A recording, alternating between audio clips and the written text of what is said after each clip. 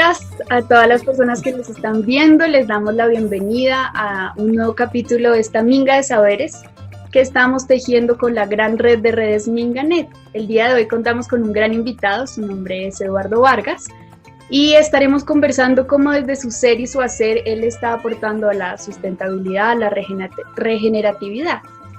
Bienvenido, Eduardo, cuéntanos cómo estás el día de hoy y desde dónde te conectas. Hola Laura, ¿cómo estás? Saludos cordiales y saludos muy cordiales a quienes nos están viendo. Estoy en Bogotá, Colombia. Ok, Eduardo, vamos a comenzar hablando un poco de acerca de ti. Cuéntanos, ¿quién es Eduardo Vargas? Pues ante todo soy un aprendiente. A mí me encanta mucho el participio presente del verbo aprender, como el del verbo caminar, que es caminante, o como el del verbo amar, que es amante, palabra que se ha desvirtuado. Pero quien ama es un amante, quien camina es un caminante. Entonces, quien aprende es un aprendiente. Entonces, ante todo, me autodenomino, me considero un vivo aprendiente, un aprendiente en la vida y para la vida.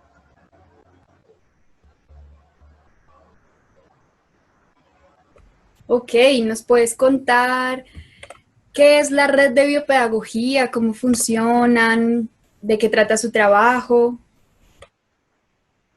Bueno, eso tiene unos antecedentes.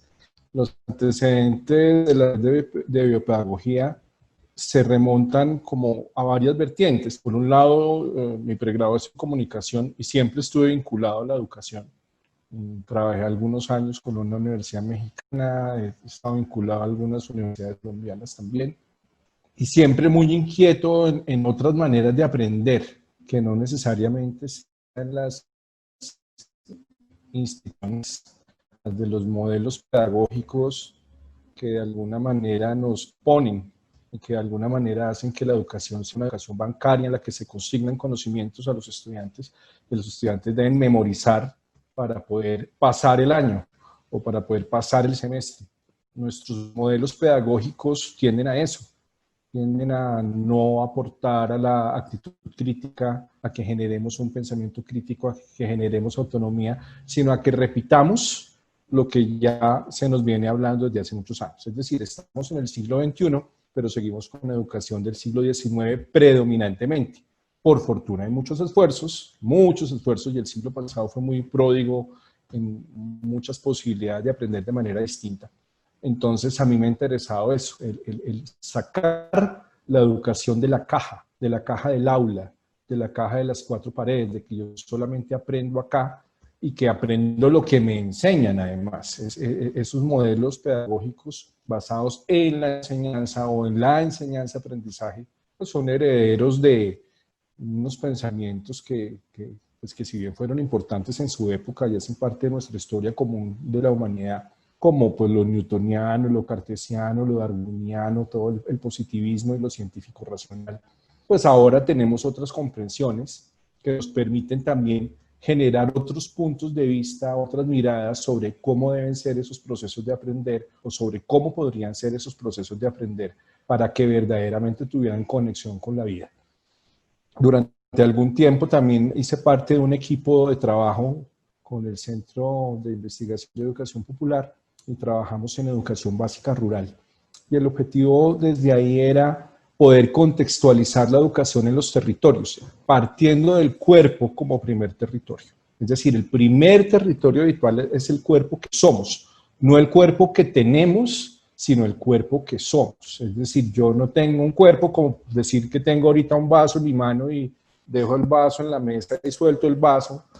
Yo no puedo hacer eso con el cuerpo, ninguno podemos hacer eso con el cuerpo. Entonces no es algo que tengamos, es algo que somos, que sabemos que es temporal, que sabemos que en algún punto de la historia pues vamos a trascender hacia otras dimensiones cuando llegue el momento de la muerte de esa amiga que nos espera al final del camino, no sabemos cuándo será, pero allá vamos a llegar todos.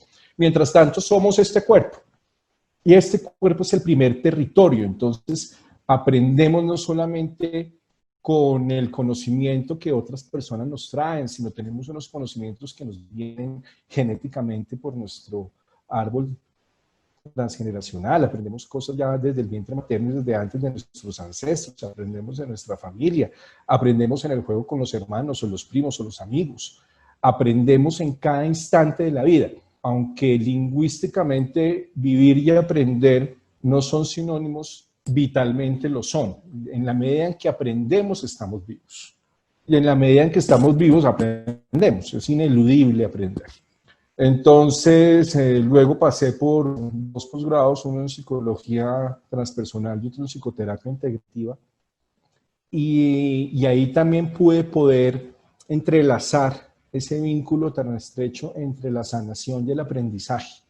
Cuando sanamos es porque hemos aprendido cosas del pasado, que las actualizamos en presente y podemos, desde el nuevo presente, dar solución a algo que nos ha dolido, o algo que nos ha herido, o algo que nos ha generado tristeza, o que nos ha generado culpa o rabia, o cualquiera una de estas emociones visitantes que nos encontramos en medio de la incertidumbre de la vida.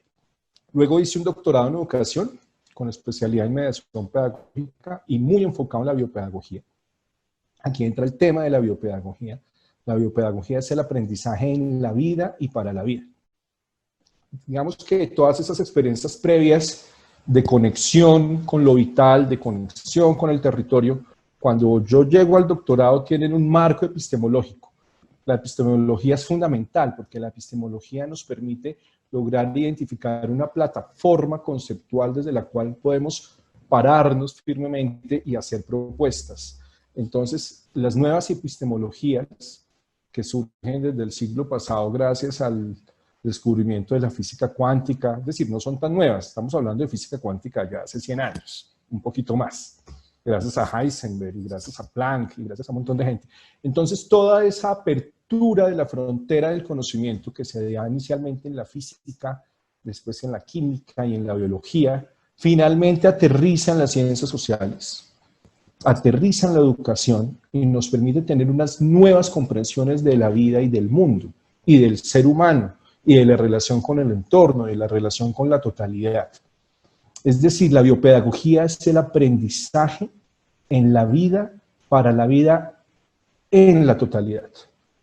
Por eso es tan importante esta base epistemológica de totalidad, esta base epistemológica de unidad, de integración, contraria a lo que veníamos hablando en el anterior paradigma, que era un paradigma de segmentación. La segmentación es importante, la fragmentación es importante, nos ayuda a comprender algún fenómeno vital de manera muy puntual y muy precisa cuando le ponemos algo a la luz del microscopio o a la luz del telescopio, algo muy puntual. Eso es importante.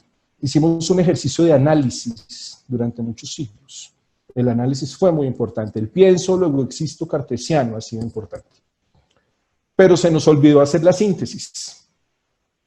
Entonces, lo que nos plantea el nuevo paradigma de las ciencias de frontera, las ciencias emergentes, que repito, iniciaron en las ciencias duras, en la física, la química, la biología, y fueron paulatinamente llegando a las ciencias sociales, lo que nos enseña eso es que es muy importante hacer síntesis, integrar. Entonces, la biopedagogía también trata de cómo yo integro toda mi experiencia vital a fin de aprender. ¿Cómo integro mi relación conmigo mismo? La primera, fundamental. La primera vida a la cual tengo que responder y la primera vida que tengo que cuidar es mi vida propia. Eso es algo que se nos suele olvidar muy fácilmente. Eso es algo que la cultura que fragmenta puede confundir con egoísmo y resulta que no, es autoestima y es estar plenamente presente en mi experiencia de vida. Entonces yo le pongo a mis consultantes y le pongo a mis coaprendientes en un espacio biopedagógico este ejemplo.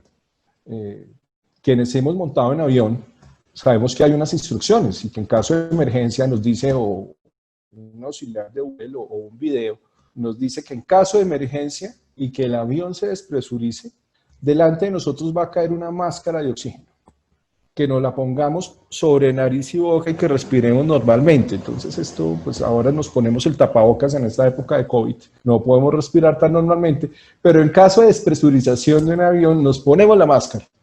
Y la instrucción es clarísima, usted viene con acompañantes entiendas, una persona mayor o un niño pequeño, un niño de brazos o un adolescente, póngase primero su máscara. Es decir, cuide de su vida primero. En el momento en que usted cuide de su vida primero y garantiza su vida, garantiza el flujo de oxígeno y que por lo menos no se va a desmayar por falta de oxígeno, con la máscara pues yo ya puedo ayudar a otra persona. Es decir, en el momento en que yo cuido mi vida en principio, puedo cuidar mejor la vida fuera de mí. La vida fuera de mí no es solamente mi mamá, mi papá, mis hermanos, mis seres queridos, mis amigos del alma. No, la vida fuera de mí es la planta que tengo aquí en mi casa o la mascota que está en mi casa, pero es la lluvia que cae, es el sol que sale, son los árboles que me oxigenan, son las fuentes hídricas que permiten que cuando yo abro la llave aquí en un apartamento salga agua. Es la totalidad. Entonces, la biopedagogía se trata de reconocer la totalidad de la vida. ¿Y cómo aprendo en ese reconocimiento de la totalidad de la vida? Eduardo, qué camino tan interesante el que nos cuentas, por el que has pasado. Bueno, yo resalto mucho esto último de lo que tú has hablado de cuidar primero la vida propia, porque es verdad, así como tú comenzabas tu conversación sobre los modelos de pedagogía que actualmente se siguen usando en los colegios y demás, casi que uno nunca encuentra un lugar donde mirarse a sí mismo, ¿no? Donde comprender que todo parte de mí y que yo mismo estoy reproduciendo la vida que encuentro alrededor. Entonces, de verdad que este es un aspecto muy importante y me parece muy interesante qué sucedió en tu vida, si puedes remembrar, recordar qué aspectos, qué situaciones te llevaron a ti a estudiar todos estos temas que nos has comentado. Tal vez fue tu propia experiencia en el colegio o no sé, qué experiencias te llevaron a ti a investigar sobre esto y a relacionarte con estos campos del conocimiento. Pues la vida es maravillosa y siempre presenta coyunturas importantes donde hay quiebres. Y a lo mejor muchas veces nos damos cuenta de esos quiebres no en el momento en que los estamos viendo, sino después, cuando miramos en retrospectiva y podemos tener una comprensión amplia de cómo ha sido la vida. Yo tuve mucho trauma en el colegio porque yo era muy torpe con el cuerpo. Entonces, educación física para mí, yo no perdía matemáticas, ni química, ni física, ni sociales. Yo perdía educación física. Yo tuve que, en el colegio, 2 años habilitar educación física y 1 año tuve que habilitar, perdí la habilitación y tuve que rehabilitar educación física. Es decir, la relación con mi propio cuerpo, con el primer territorio que soy, era una relación trunca. Yo no me movía, yo parecía un robotcito. Yo no supe bailar, sino viejo, grande, y pues no es que sea el que bailarín, pues que digamos, pero pues ya más o menos en la medida en que he integrado mi cuerpo a mi experiencia vital, he podido pues tener un poco más de flexibilidad y un poquito más de movimiento. Pero eso lo vine a identificar mucho tiempo después. Por otro lado, tuve un profesor de trigonometría, y el profesor de trigonometría nos saludaba, seguramente el señor lo hacía, no sé, quiero pensar bonito y pues como una forma cariñosa de saludarnos, pero el señor siempre nos saludaba, vagos, y a mí que me dijeran vago me enervaba porque yo no era ningún vago. Es decir, yo era nerdo. Entonces, ¿cómo es que viene este señor a decirme vago? Entonces, generé un rechazo. Es decir, esto lo vinculo con lo que comprendo ahora. La mediación pedagógica es fundamental, porque yo no sé desde mis actitudes o desde mi falta de conocimiento de mí mismo en mi rol mediador pedagógico, desde la incomprensión del ego, cómo emerge en mí, y ahorita hablo un poquito de este tema de las emergencias del ego, yo no sé desde ahí cómo estoy afectando al otro. Entonces, seguramente ese señor lo decía, pues, como por sacarnos una sonrisa, a mí me generó un bloqueo. Un bloqueo que duraba muchos años con un bloqueo matemático trigonométrico. Es decir, en este momento, yo me sé los títulos, si tú me preguntas, yo me sé los títulos, ¿sí? Yo me sé los títulos de la elipse y de la parábola y de cálculo, me sé los títulos máximos y mínimos, límites y me sé los títulos. pero nunca los até con la vida. Yo por allá, grande, fue que vine a descubrir, la derivada como que me permite calcular el área bajo la curva, entonces la derivada puede ser importante como para hacer un puente. Ok, eso tiene relación con la vida. Entonces, esa desconexión entre los contenidos pedagógicos y la vida es algo que necesitamos resolver cada vez más. Entonces, por un lado, tuve esa experiencia. Por otro lado, si en algo he tenido yo experiencia, en lo que más tengo experiencia yo la vida es en ser paciente de psicoterapia. Así como dicen los restaurantes que uno ve en los títulos, desde tal año, pues desde 1985 yo estoy haciendo terapia, para mí. Y como soy terapeuta, pues tengo que estar en psicoterapia también todo el tiempo.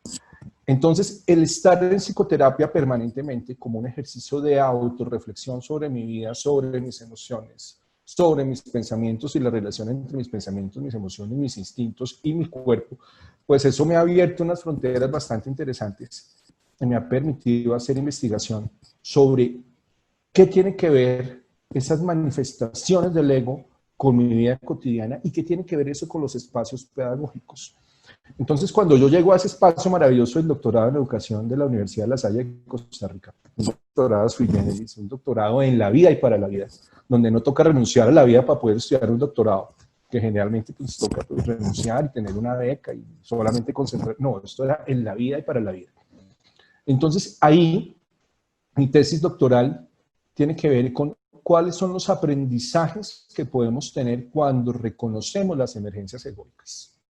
Entonces empiezo una investigación sobre el ego, sobre qué es el ego, sobre comprender el ego. Ese ego que a veces satanizamos y decimos, no, el ego es la loca de la casa, el ego es una cosa espantosa, terrible, que generalmente tendemos a identificar solamente con vanidad, con prepotencia, con arrogancia. Esta es solamente una de las múltiples manifestaciones del ego.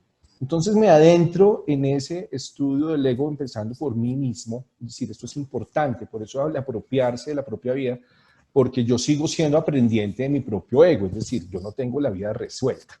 Mal haría yo pues aquí en dar cátedra pues desde por allá arriba pues no, sigo siendo un ser humano común y corriente, sigo metiendo la pata, me sigo equivocando, sigo metiendo la pata muchas veces en el mismo hueco, sí, también pasa eso. Pero lo que yo he podido aprender es que los seres humanos podemos desarrollar conciencia, podemos darnos cuenta de qué es lo que estamos viviendo en el momento presente. Ese darse cuenta es fundamental, no solamente en el quehacer terapéutico, sino también en el quehacer pedagógico. Entonces, cuando yo me encuentro, recordaba a mi profesor de trigonometría, a ver, ¿cuál era la emergencia egoica de este señor cuando nos decía vagos? ¿Cuál era la emergencia egoica en mí para recibir eso que el Señor me dice a lo mejor con afecto y a lo mejor con cariño y a lo mejor en tono de tomadura de pelo, para mí es el insulto más insoportable y me genera un bloqueo? ¿Cómo me hago yo responsable de mi bloqueo? Es decir, el bloqueo es mío. Yo no le puedo seguir echando la culpa al profesor Luis Eduardo Ardila. Saludos al profesor Luis Eduardo Ardila, si todavía está por ahí. Yo no le puedo echarle la culpa a esas alturas de la vida al profesor Luis Eduardo Ardila de mi bloqueo. No, lo tengo que asumir yo. ¿Cómo me desbloqueo? Entonces, digamos que todas estas experiencias de ser estudiante, de ser consultante de psicoterapia, de ser terapeuta, de ser mediador pedagógico, de haber sido profesor tradicional de universidad, de tiza y tablero y pues sí, pues como le tienen a uno en las universidades, que yo estoy en un programa de habilidades docentes hace muchos años, entonces pues sí, el profesor tiene que ser así, enmarcado en una caja. También pasé por ahí y es válido estar ahí, es decir, no se trata tampoco de satanizar a quienes siguen ahí, se trata de reconocer que eso es una parte del camino, que eso es un escalón en la larga escalera y la larga trayectoria de la vida, para que aprendamos verdaderamente a comprender la vida como un gran escenario de aprendizaje. Bueno, Eduardo, ya nos has explicado un poquito además estos fundamentos tan importantes de la biopedagogía. Quiero preguntarte, en esta red de biopedagogía, ¿tú trabajas en equipo con otras personas o es una organización? ¿Cómo está compuesta? Pues es una red que que empezamos a tejer otros dos compañeros de doctorado y yo, el doctor Héctor Vega y la doctora Fulvia Valderrama, que además de ser colegas, son ante todo hermanos del alma, y hemos recorrido un camino muy interesante. Entonces, esto surge porque en el año, estamos en el 2020, en el 2018, la Secretaría de Educación del Distrito abrió una convocatoria para unos PFPDs. Los PFPDs son programas de formación permanente para docentes. Entonces, nosotros planteamos una propuesta, hicimos una propuesta, y ahí contamos con el apoyo de una institución importante que es CIDE, y planteamos una propuesta, concursamos y nos ganamos el concurso, y empezamos a desarrollar un diplomado en biopedagogía. El nombre del programa es un poco más largo, es Diplomado en Transformaciones Pedagógicas Innovadoras desde el Bioaprendizaje. El nombre es largo, pero cada una de esas palabras está plena de sentido. Transformaciones. Es decir, queremos generar cambio, queremos generar movimiento. Nosotros mismos estamos en el cambio. Es muy importante reconocer que el cambio es fundamental en la vida. Un cuerpo, y cuando vemos una película o cuando una persona ha tenido la oportunidad de estar en un hospital, en una sala de cuidados intensivos, o una persona que tenga unos monitores aquí que se le están regulando la tensión arterial y la respiración, un cuerpo vivo hace pip, pip, pip, pip, sube y baja. Un cuerpo muerto hace pip, y se murió. El equilibrio es muerte. Entonces hablamos de balance o hablamos de equilibrio dinámico. Entonces es muy importante identificar esto. Entonces la transformación se da todo el tiempo porque estamos en movimiento. Mientras estemos vivos estamos en movimiento. Entonces queremos hacer transformaciones pedagógicas porque pues, nos interesa el campo del aprendizaje. Porque tal vez el aprendizaje es donde más rezagado puede estar el aterrizaje de los nuevos paradigmas, dado los modelos rígidos que tenemos, los modelos cartesianos que aún tenemos, pero que por fortuna cada vez hay más innovaciones pedagógicas. Entonces, transformaciones pedagógicas innovadoras, sí, queremos innovar. Queremos que los participantes tengan una nueva perspectiva de lo que es el proceso de aprendizaje. Y le metemos el tema del bioaprendizaje, porque ese es el tinte biopedagógico, es la vida como el gran escenario de aprendizaje, como lo había mencionado anteriormente. El aprendizaje que no se circunscribe a un espacio tradicional de clase. Ahora en esta época de cuarentena, pues los espacios de clase son las salas de las casas, los comedores de las casas. De hecho, esta reunión que estamos teniendo no la estamos haciendo toda presencial, sino pues cada quien está en su espacio. Entonces, las casas se volvieron un escenario de bioaprendizaje donde están pasando cosas muy interesantes. Entonces, ya llevamos 5 promociones de este programa, alrededor de 100 estudiantes, 100 profesores, profesores de colegio, algunos de universidad, profesores de colegios privados y profesoras de colegios privados o públicos de Bogotá y de otros municipios de Cundinamarca. Y entonces, pues, yo ya hacía parte de Minganet. Ya nuestra querida Marta Giraldo me había extendido la invitación a ser parte de Minganet y entonces pues ahí me surgió la idea y se la propuse a mis compañeros full proyecto, inventémonos una red de biopedagogía. ¿Y eso qué es? No? Pues, tiene nombre, pero pues hagámosle. Entonces el año pasado convocamos a unos profesores, el año pasado hicimos un seminario de complejidad para poder comprender desde la complejidad lo que implican los procesos de aprendizaje. Comunidades de aprendizaje nos acompañaron unos maestros excelentes, también amigos del alma, que nos pudieron dar sus luces sobre este proceso de la complejidad en la educación y de las comunidades de aprendizaje. Ernesto Lleras, maravilloso con su tema de comunidades de aprendizaje. Carlos Maldonado, maravilloso en su tema de complejidad. Y empezamos a ensanchar las fronteras. Entonces, esta red está incipiente. Los profesores y profesoras que han participado en los diplomados han generado unos cambios más interesantes en sus espacios de clase, en sus espacios de aprendizaje. Este tema de la pandemia ha hecho que esta tarea se haga un poco más difícil, porque para nadie es un secreto que con la virtualidad de las clases, o como la llama el Ministerio de Educación Nacional, la presencialidad asistida por la virtualidad, a los profesores se les multiplicó el trabajo por 3. Entonces, no hay espacio casi que para la vida. Hay espacio para interactuar, hay espacio para hacer exámenes en línea, para hacer pruebas en línea, para planear las clases de manera distinta. Esto nos cogió de sorpresa a todos. De hecho, a nosotros mismos, nosotros estamos arrancando la 5ª promoción del diplomado. Cuando arranca el tema de la pandemia, entonces un programa que inicialmente fue diseñado para ser presencial y vivencial, tuvimos que sobre la marcha transformarlo en virtual y que no perdiera la vivencialidad. Eso fue todo una oportunidad maravillosa para aprender. Entonces ahí vamos tejiendo red, ahí vamos encontrándonos, ahí vamos haciendo reflexiones conjuntas de cómo puede ser este aprender y vivir simultáneo, cómo lo podemos ir fortaleciendo y cómo podemos ir produciendo conocimiento a partir de eso. Ahí vamos en la red que está incipiente todavía, está chiquita, pero así empezaron todas las cosas, ¿no? Un chiquito. Claro, ya tienen experiencia. Bueno, ya que tocas este tema de que a ustedes mismos los cogió por sorpresa y en trabajo, ¿no? Este tema de la pandemia, ¿qué aprendizajes específicos de este tiempo han tenido ustedes como red? Pues ha sido importante reconocer que la presencialidad es fundamental. Es decir, lo virtual ayuda, y de hecho hay unas prácticas muy profundas de encuentro virtual donde podemos tejer vínculo, pero nos falta el abrazo, nos falta la mirada de verdad, verdad, verdad, nos falta el sentir.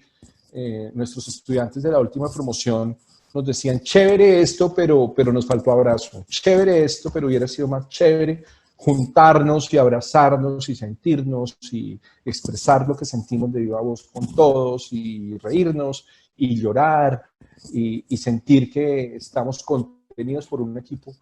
Eso se puede lograr no de la misma manera, en realidad es distinto. Entonces, el contacto humano es fundamental. Parte de lo que necesitamos, no sé, cuando se acabe este tema de la pandemia, que yo no sé cuándo será otra vez la capacidad de volvernos a abrazar. Es decir, ¿cómo me abrazo yo primero? ¿No? ¿Cómo, en este cuidado de la vida, cómo me abrazo yo primero y me doy a mí primero amor incondicional? Y cómo después de darme yo mismo ese amor incondicional, se lo doy a otras personas. Entonces, ese contacto es muy importante. El contacto físico es muy importante. Es decir, la totalidad. En la virtualidad podemos rasguñar un poquito la totalidad. Y bueno, tenemos la posibilidad de hacer una entrevista como esta o un encuentro como este contigo, Laura, y como se están viendo ahorita, podemos hacer a través de los medios digitales. Eso es chévere. No la podríamos hacer de pronto de alguna otra manera en este momento. Sin embargo, es mucho más enriquecedor cuando yo, en lugar de ver al árbol, lo abrazo. Cuando yo, en lugar de tener la noción del lago, estoy en el lago. Y rindo aquí un homenaje a un profesor maravilloso de geografía. En la adolescencia no todo fue malo, ni en el colegio todo fue malo, por el contrario, tuve profesores espléndidos. El profesor Nereo Montilla Moreno, de geografía, con él aprendíamos geografía en vivo. Es decir, Nevado era Nevado, Nevado es Nevado. Bahía, Bahía de Santa Marta. Cabo, el Cabo de la Vela. Depresión, la voz de Minamá. Entonces, eso es la vida, ese sentir la vida. Que nos cuesta un poco de trabajo a través de los medios digitales, que necesitamos recuperar en viva voz y en viva piel con la naturaleza y con el vecino y con el otro, a lo que pronto pues, regresar a ese espacio. Lo otro que hemos aprendido es que la virtualidad nos quita mucho tiempo vital. Es decir, ahorita vimos pegados a una pantalla, vimos pegados a un teléfono inteligente, todos por acá, son 10, 12, 14 horas de trabajo sentados frente a una pantalla y eso es verdaderamente desgastante, eso genera estrés, genera mucho estrés estar en un solo espacio, en el espacio donde yo vivo, donde comparto con mi familia o donde estoy solo y que sea el mismo espacio de trabajo, que sea el mismo espacio de interacción más allá de mi vida privada. Perdimos un poco de privacidad con este tema de la pandemia y la necesidad de estar comunicados digitalmente en el lugar en donde estamos. Entonces eso nos ha alejado un poco de la vida. Por un lado también nos ha conectado un poco más con nosotros mismos, o por lo menos nos ha dado la oportunidad de conectarnos con nosotros mismos, nos ha dado la oportunidad de conectar con la casa, pero sabemos que los casos de violencia intrafamiliar han crecido, que los divorcios han aumentado, porque pues sí, salía yo a las 7 de la mañana, volvía y me encontraba con mi pareja a las 8 de la noche, pero ahora me toca entre las 7 de la mañana y las 8 de la noche estar con mi pareja y no, he descubierto unas cosas espantosas y mi pareja ha descubierto otras cosas espantosas de mí. Entonces aparece el roce de egos y hemos tenido que separarnos. Entonces, esto lo hemos aprendido en la marcha. Sobre esto hay que reflexionar, es necesario reflexionar, es necesario producir conocimiento sobre qué me pasa a mí como mediador pedagógico, qué hago yo como mediador pedagógico con mis emociones, con mi pensamiento, cuando el ego emerge, cómo me encuentro con los estudiantes. Es distinto encontrarme con los estudiantes de manera presencial a encontrarnos en una sala de Zoom, donde a lo mejor no puedo tener, y sé casos de profesores que han decidido, no, mire, yo tengo un curso de 40 estudiantes, pues yo no puedo manejar 40 estudiantes en una sala digital, me toca abrir varias salas, entonces me toca abrir varios espacios, entonces la clase que tenía para hoy ya no es una, sino son 3 o son 4.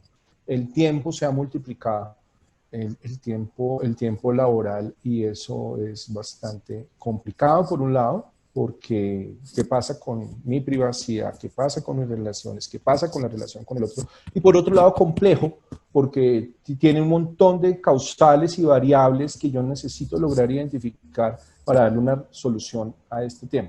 Los problemas complejos requieren soluciones complejas, no reales. Por eso la importancia de la complejidad. Son multicausales, multidimensionales y multifactoriales y requieren soluciones distintas.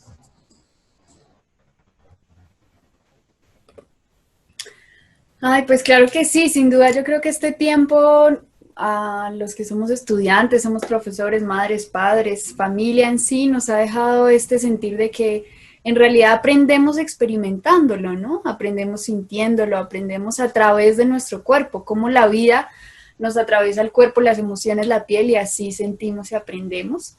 A mí también me sucedió esto de que el trabajo se revolvió demasiado con la vida y entonces ya uno no sabía en qué estaba, qué parte de la vida era lo que estaba trabajando. Y por último me dejas la sensación de que es tan importante que todos nos reconozcamos como mediadores pedagógicos, ¿no? A veces esta labor se la dejamos solamente a algunos, a aquellos que se capacitan, a los profesores que estudian, pero como tú mismo decías, todo el tiempo estamos aprendiendo con la vida en ella, pero además todo el tiempo también estamos siendo nosotros maestros, mediadores pedagógicos, y es muy interesante esto que hablas de la observación del ego, porque como yo le estoy enseñando a mi compañero, como yo le estoy enseñando a mi mamá en casa, cómo le estoy enseñando yo a mis relaciones con el simple hecho de interactuar en ellas, es muy importante, como ya decías, observarnos a nosotros primero y saber qué estamos generando en las demás personas, ¿no? Me parece lindo eso que me haces pensar en que todos somos mediadores pedagógicos y por tanto tenemos responsabilidad en todo lo que hacemos. Bueno, ya vamos terminando un poco la entrevista.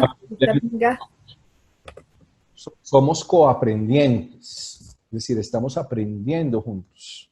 Si nos damos esa posibilidad de coaprender, de estar en comunidad aprendiendo, que no nos centremos tanto en la enseñanza como los modelos tradicionales, sino que nos centremos en los aprendizajes. Esa es una de las transformaciones importantes, uno de los saltos que necesitamos dar. Ok. Entonces aquí otra vez para retejernos con esta red de Minganet, quiero preguntarte cuál es tu visión acerca de este proceso de unirnos y por qué estás vinculado a Minganet. Lo que nos une en Minganet es el cuidado de la vida. Para eso se generó Minganet. Es una red de redes sobre el cuidado de la vida. Entonces, así como es muy importante la soberanía alimentaria, así como es muy importante la conservación de los ambientes naturales, también que generemos nuevas maneras para dialogar y para aprender. Entonces, en este tejido que estamos haciendo en Mingané es encontrándonos distintos actores desde distintos lugares para generar ese tejido, para generar esa visión de totalidad, que no estamos sentados, de que en realidad somos uno, de que la separación es una ilusión, porque lo que te pasa a ti me afecta a mí, porque lo que le pasa al río me pasa a mí, porque lo que le pasa al páramo de Santurbán, que esperamos que lo podamos conservar y no nos lleguen allá con minería extractiva a cielo abierto, o en la Colosa por Cajamarca, o en tantas regiones, pues eso me pasa a mí también. Entonces, en Minganet lo que nos une es esa visión de totalidad y ese sentido por el cuidado de la vida en todas sus manifestaciones, la vida como la gran posibilidad que tenemos de estar aquí compartiendo y aprendiendo y disfrutando, pero que necesitamos hacer en cuidado del otro. Necesitamos aprender mucho cuidado del otro y cuidado de nosotros mismos. En eso, pues, digo lo mismo que yo también sigo siendo un aprendiente del cuidado. Yo no me las sé todas en cuidado y de hecho muchas veces no he cuidado del otro. Y muchas veces, pues seguramente, pues, he ofendido a otros también, con acciones mías de falta de cuidado. Entonces, esta reflexión sobre el cuidado es como de la vida, es el eje central, el eje articulador de Minganet, alrededor del cual orbitan distintas iniciativas en distintos campos de la vida. Bueno, este tiempo, siento yo, la pandemia nos enseñó casi que a las malas, nos mostró un poco esta interdependencia que tenemos los seres humanos, ¿no? Entre nosotros, de eso que tú estás diciendo, lo que le pase a uno en cierto otro continente o lugar de la Tierra tiene repercusión para nosotros. Creo que eso es algo, para mí es un avance, porque siento que estábamos un poco más situados en la independencia y en la individualidad. Ahora siento que un reto grande es, justo como hablas de los páramos, de los demás seres vivientes en esta tierra, el siguiente gran reto es sentir esa interconexión con ellos y esa interdependencia, saber que lo que le está pasando al páramo también, como tú dices, me está sucediendo a mí y nos está sucediendo a todos. Para mí este es un siguiente gran reto que tendremos que asumir como humanidad. Y bueno, ya para finalizar, estamos haciendo un experimento en esta minga de saberes donde nos hemos puesto a tejer pensamiento, y es que nuestras entrevistadas y nuestros entrevistados realizan una pregunta sin saber quién de los participantes la va a contestar. En este caso es el siguiente entrevistado, y ha sido muy, muy interesante las preguntas y las respuestas que hemos tenido. En este caso, la pregunta de nuestra entrevista anterior es ¿cómo construir una agenda de trabajo conjunto en Minganet? Pues estamos en ese esfuerzo de articulación y estamos aprendiendo a articularnos. Entonces yo creo que es muy importante traer aquí, para responder la pregunta que es muy interesante, esa visión de aprendientes. Es decir, no tenemos la fórmula y no hay una sola fórmula, no hay una sola manera de aproximarnos a tejer red. Es decir, no hay un ABC. Que el ABC se lo dejamos a lo lineal, al pensamiento lineal cartesiano de si P entonces Q, entonces yo te doy la receta ABC. No, en medio de la incertidumbre y desde la complejidad emergen distintas posibilidades. Eso es lo maravilloso de poder comprender el pensamiento complejo y de traerlo aquí, porque no hay una sola manera, es haciendo el trabajo, es articulándonos, es identificando los errores desde unas premisas fundamentales. Uno, el desarrollo de la conciencia. Creo que es muy importante seguir ampliando la conciencia. La conciencia sobre quién soy yo desde este primer territorio, la conciencia de que si antes desde lo cartesiano podíamos afirmar pienso, luego existo, ahora desde la complejidad y desde este nuevo paradigma de las ciencias y de la aproximación al mundo, lo que hablamos es algo así como me relaciono, luego existo. Solamente yo soy en tanto que me relaciono con otro, en tanto que me relaciono contigo, en que me relaciono con la naturaleza, con el agua, con la silla que me sostiene.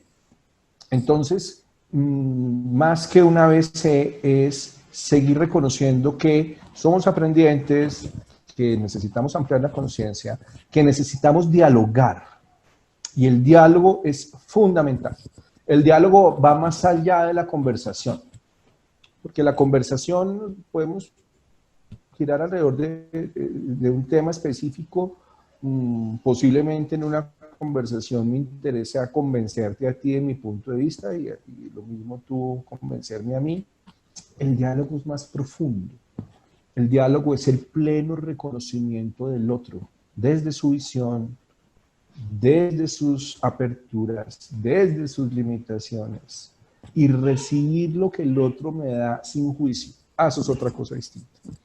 Si logramos seguir trabajando en dialogar, en ampliar la conciencia y en interrelacionarlos desde esos puntos, podemos seguir tejiendo red.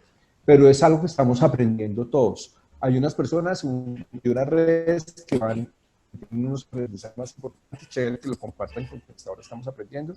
Y quienes estamos chiquitos, pues a lo mejor también tenemos algo que aportar a los grandes, otras visiones de mundo y otras formas de tejido, sabiendo que no hay una forma única. Es decir, esta red no es hegemónica, ni es vertical, es esférica, ni siquiera circular. El círculo es una figura plana, la esfera es una figura en 3 dimensiones, y eso da un poco más cuenta de la totalidad.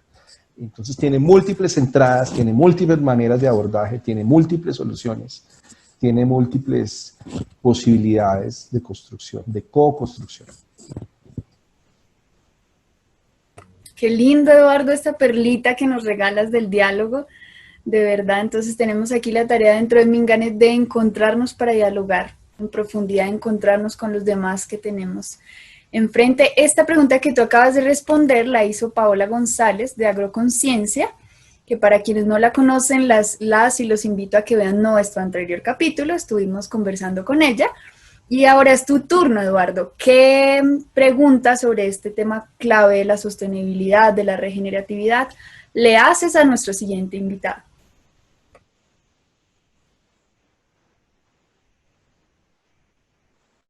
La pregunta es,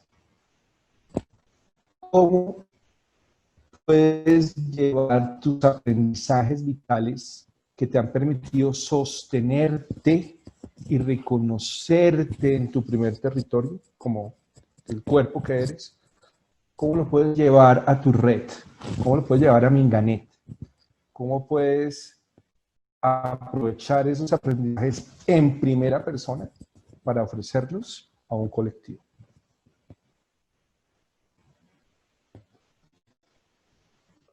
Listo, entonces a ti te invitamos a que estés atento a nuestro siguiente capítulo para que conozcas qué respondió nuestro siguiente entrevistado. Te damos muchas gracias por acompañarnos en este espacio tan lindo de conversación. Esperamos que sigan siendo múltiples más.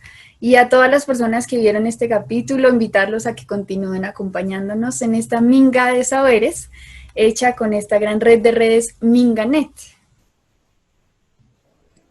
Bueno, pues muchas gracias, Laura. Gracias a Minganet por esos esfuerzos de articulación, de tejido en el cuidado de la vida. Gracias a todos los actores de Minganet. Una invitación a que se nos sumen y a que sigamos aprendiendo en la vida y para la vida. Bueno, eso, Eduardo. ¿Qué medio de contacto tienen las personas para ponerse en contacto, valga la redundancia, con la red de bioaprendizaje? ¿Por qué medio se pueden contactar? Pues se pueden contactar con mi Facebook. Tengo dos, mi Facebook personal, Eduardo Vargas Montenegro, o hay otro Facebook, una página, una fanpage, que es Dr. Eduardo Vargas Montenegro, PhD. Y pues por ahí mi correo electrónico es vargasedo@gmail.com. Todavía no tenemos página web, nosotros estamos chiquitos, empezando, Y bueno, pues ahí vamos, espero ya prontamente poderles decir, esta es la página de la red de biopedagogía. Tengan paciencia, muy chiquitos. Listo, bueno, ahí entonces queda tu contacto para todas las personas interesadas. Muchas gracias.